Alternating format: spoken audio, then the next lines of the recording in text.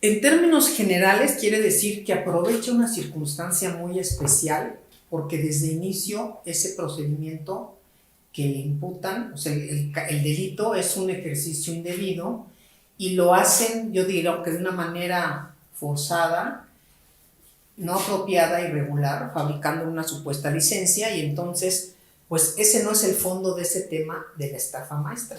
Cuando hablamos de la estafa maestra como contexto mediático, estamos hablando de una serie de mecanismos fraudulentos que se llevaron a cabo y se desplegaron para desviar el dinero, cuyos actos sí se materializaron. El desvío de recursos donde estuvieron involucrados una red o una estructura de poder. Tan están involucrados, porque no es un pasado, es algo que sigue vivo en cada uno de los expedientes, que hay confesiones testimoniales de cada uno de los involucrados, subsecretarios, oficial mayor, los demás operadores, ¿no? Recursos, estaban en recursos financieros, donde claramente establecieron todo lo que les instruían a hacer. El propio exoficial mayor, en una supuesta declaración, bueno, no supuesta porque es oficial, establece que sí existió, que lo operó, está plenamente demostrado que existió este conjunto de actos que son del orden delictivo.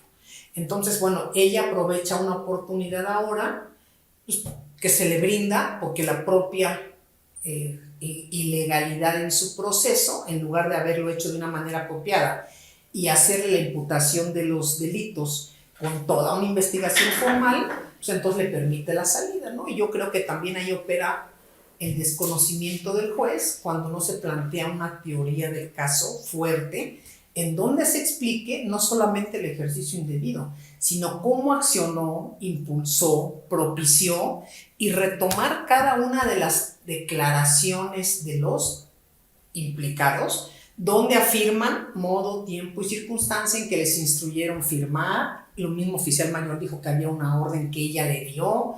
O sea, están todos los elementos donde se puede soportar la asociación intencional para que entre toda esta red se pudiera desviar el recurso público. Yo pondría en la cabeza, por supuesto, al expresidente del país y luego pondría abajo a los secretarios de presidencia, que después también el secretario de educación entonces, que se modificó, a los que manejaban la asociación de universidades, ¿no? La famosa ANUYES, y entonces podrías ahí ver estas actividades donde hay una orden, ¿no? Siguiendo la teoría de Roxin, ¿no? Del hombre de atrás, donde se presenta un esquema que no es novedoso, se venía haciendo años anteriores y se va perfeccionando. Y entonces en ese entorno, por ejemplo, retomar ese testimonio del señor que quiere un criterio de oportunidad para decirle, ¿ya usted quién instruyó? Ok, dice que le instruyó la exsecretaria, muy bien. ¿Qué sabe y a quién se le informaba aparte, ¿no? Y entonces está este entramado y a partir del oficial mayor, que es el operador directo, opera con los directores de recursos financieros, de recursos materiales, ¿no?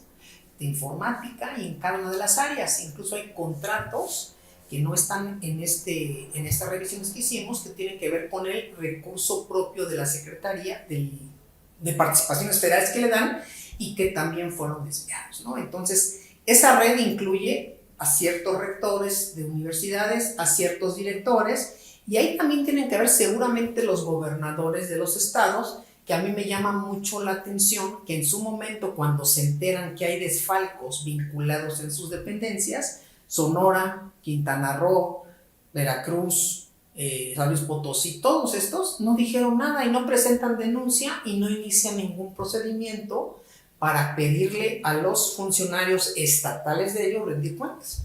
Entonces, por supuesto que hay un mecanismo, por supuesto que hay un equipo cercano de colaboración, hay subsecretarios mismos de la exsecretaria que confiesan pidiendo el criterio de oportunidad que, bueno, ellos sí firmaron 4, pero les falsificaron 8, por ejemplo. Entonces, ¿existió el mecanismo? Existió. ¿Se llevó a cabo? Se llevó. ¿Fabricaron proveedores? Fabricaron. El tema es por qué se va la justicia contra una persona. También señalan al exoficial mayor de gobernación, ¿no? Por supuesto al exsecretario en este contexto, y claro que hay una red de alta corrupción en el país, ¿no? Es una pandilla sexenal pues, que en ese momento se sintió poderosa, que pensó inclusive que iba a trascender al siguiente sexenio, situación que no ocurrió. No, al inicio, cuando estaba yo, creo que era en 2013, en este momento, en una reunión que tuvimos, dijo, no, pues, ¿por qué están auditando acá? Mejor hay que auditar a otro lado. Y le dije, no, pues sí, nosotros podemos auditar lo que consideremos. Todavía no teníamos, estábamos iniciando, y no teníamos el contexto de hacia dónde llegaba tan profunda la corrupción. Y entonces pues, me dijo, ¿a poco vas también a auditar a Nuño? Y yo me quedé pensando, ¿y qué tendrá que ver Nuño aquí? Si Nuño era jefe de presidencia. Pero hoy lo traslado en aquí y ahora, y entonces veo la historia y digo, pues después se fue educación, y después y son de la generación, y tiene que ver con la asociación de universidades, y muchos rectores que me manifestaron que en la asociación en la NUYES les pedían apoyarlos, y bueno, cosas como esas que tienen que ver con cómo los obligaban y les decían, es que hay que ayudar al presidente, el presidente necesita dinero. Gobernadores que le decían que, digo, no te puedo decir que gobernadores porque me pidieron la fuente, ¿cómo se llama? Protección, y creo que tienen mucha razón. Pero imagínate, entonces ya era un modo consecuente, consistente para desviar los recursos. ¿Dónde están los secretarios? No, ahí se me olvida también, por supuesto, que están los secretarios de Hacienda en esa red, porque ¿quién daba la lana? ¿Cómo la pedían? ¿No?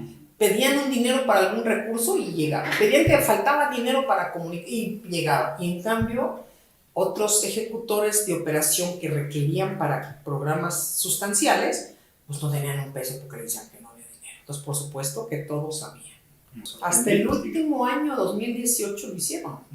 Y en el 17 no solamente hicieron eso, aprovecharon con el sismo a fabricar contratos de mantenimiento, sismos, arreglos, computadoras. Saquearon las instituciones, ¿no? O sea, eso es algo. Entonces, te pueden decir eso como una justificación, pero los que han sido éticos que hablaron conmigo me dijeron, sí. Venían, me dijeron esto, y la verdad, nosotros después ya no quisimos. A mí me llegó a ver, me llegó a ver el exoficial mayor de gobernación, y me dijo que era la orden, lo que pedía Márquez, y entonces, por supuesto, que había. Y los tenían como la mafia, por zonas. Uno para el sur, uno para el centro, uno para el norte. Y había unos que pues no se tocaban, ¿no? Por cierto. Pero si observas quiénes fueron los gobiernos donde se tocaron, pues puedes ver cómo está la red, ¿no?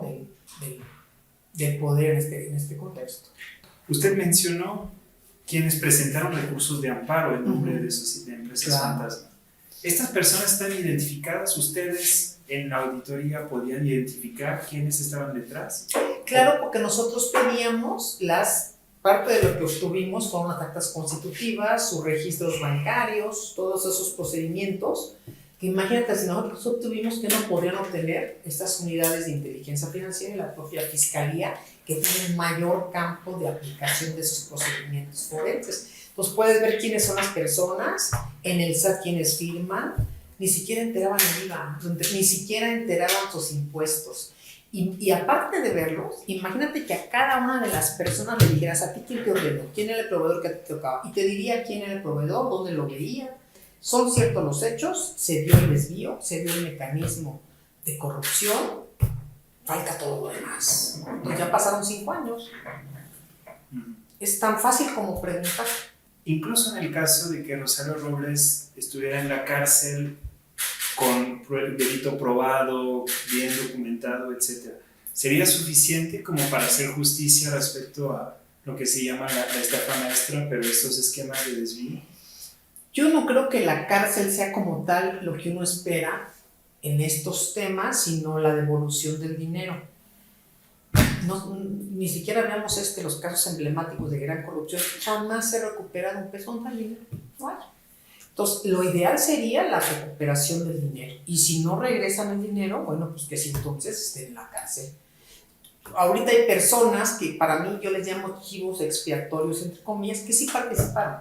Pero chivos porque son a los que decidieron meter y a los demás los salvan, ¿no? Esa justicia selectiva que tenemos en el país. Pero el ideal sería, hay un criterio de oportunidad, a ver, la lana. Primero, la lana, ¿no? Y segundo, a ver, platícanos qué pasó y entonces ya en su momento procesar oportuno ya lo es. Pero no tenemos nada, ¿no? O sea, salen muy afortunados porque el primer operador, pues parece que a cambio de nada, ¿no? Les vendió saliva. Pero sí ahí debe haber algún beneficio de alguien, ¿no? Y yo me lo imagino que es monetario, para que alguien no haga nada. Usted en sus entrevistas formales e informales con los actores de la trama, con los de honestos que mencionó, ellos, ¿a quién apuntaban? ¿Hacia dónde apuntaban de esos esquemas? Pues toda la vida Sedato y Ceresol, de ahí venían. Ellos mismos los buscaban, mismos operadores. Iban el de recursos materiales, iba el oficial mayor, iba el de recursos financieros, iban Morones. Ellos entrevistaban, pues, si recuperan lo de los rectores, ellos mismos, el oficial mayor de Osorio, o sea, eran los operadores.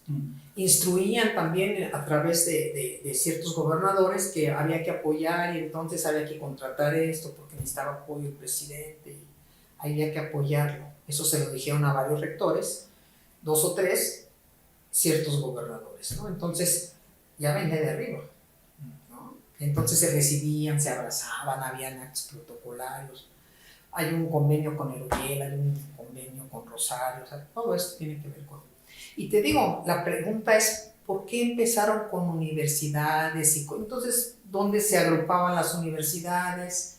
¿Cómo estaban? ¿Qué les decían? Todo eso tiene mucho que ver. Todo es una historia que nadie ha querido realmente meterse a conocer o que conocen y callan, ¿no? Y la suma de complicidades, pues es natural porque mientras más implicados y más beneficios, entre todos cierran, pues cierran, se blindan, ¿no? Esto no debía llevar ni 6 meses de investigación, a cada uno que hubieran explicitado claramente su participación, cómo las ordenaron, cómo se llevaba a cabo, dónde iba el dinero, dónde firmaban, a quién se lo llevaban, quién le entregaba los contratos firmados al rector, cómo recibían el dinero, quién mandaba los contratos, quién los regresaba, qué hacían con el depósito cuando lo recibían las empresas. Uy, se hubieran hecho maravillas. Hacer las investigaciones, hacer las vinculaciones, hacer la confronta, validar la fiabilidad de las declaraciones, garantizar la credibilidad, buscar la evidencia, soportar el caso, hacer el mapa de vínculos, presentar los testimonios. Mira, si quisieran lo hacen. ¿Por qué? Porque las personas prefieren decir la verdad a estar en la cárcel.